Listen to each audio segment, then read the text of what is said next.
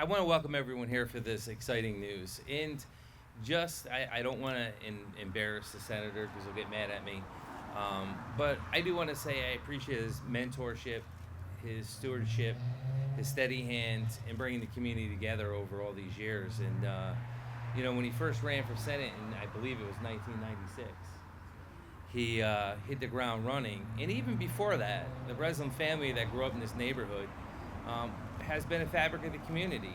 And you look at his two brothers, one being former county executive for 17 years, his brother Tom in the court, and then being the court administrator for all them years.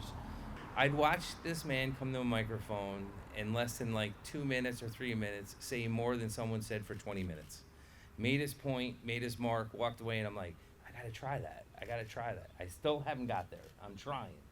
But it was amazing. I listened to all these speeches, and he'd get up and say a few words, and I'm like, that meant more than that person that just talked for 20 minutes.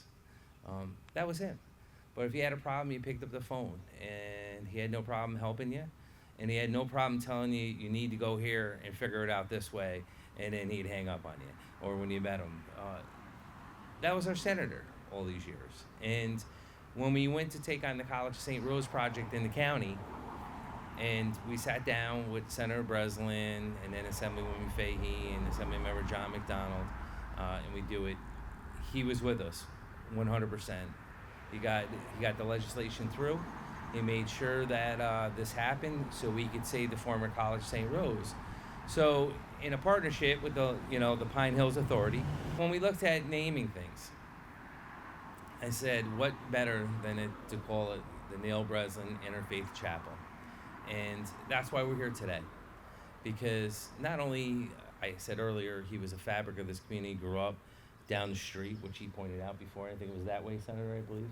Yep. For his legacy, for his work, for being that part of the community that has guided us all them years. And I always say everyone's replaceable. But in this case, he retired, but he's not out. A steady hand in government, in the community that understood everybody. It didn't matter where you came from in life. Senator Breslin knew how to talk to you, knew how to guide you, and didn't have a problem telling you, no, that's not going to work out. Good luck. But I would do it this way. And you took his advice. You might have walked away saying, all right, he just gave it to me, but he's correct. That's what I missed when he was in state government. When we had issues with the budget, we had other things going on. He was always there making sure that Albany County was taken care of, as well as the state of New York, representing not just Albany County, but on a state level. So I do want to say thank you. I want to thank him for his partnerships. I want to thank him for what he has done in the community. And what better fitting way than to have this named after him. So I do want to say thank you, Senator, for all the work you've done, you continue to do.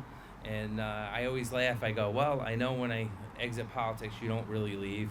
People are still calling him, still looking for his guidance, and he's still out there involved heavily doing things.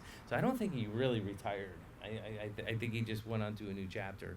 But we're going to unveil it, and then we'll hear from the senator. And I do want to say to Deb's steadiness of running this Interfaith Chapel, I can't thank her enough for her vision and for what she's trying to do, because it's time the community comes together, whatever walk of life you are, whatever faith you believe in.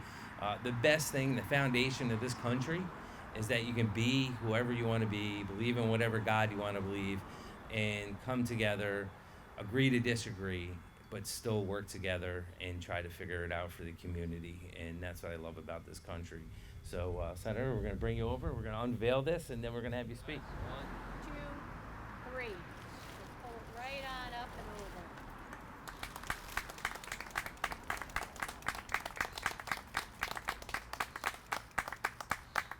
over. I thank you for the honor.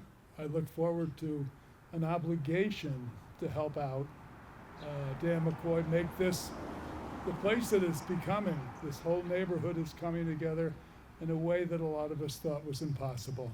So thank you, Dan. Thank everybody here.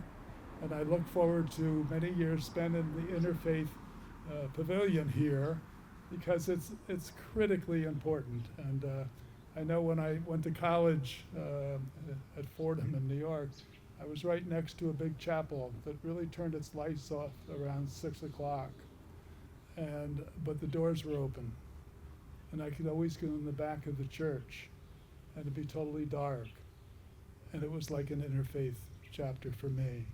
It made me think about the mistakes I'd made that day, what I could do better the following day, and I hope that the interfaith fulfills everyone's obligation and everyone's enjoyment to use it to benefit themselves.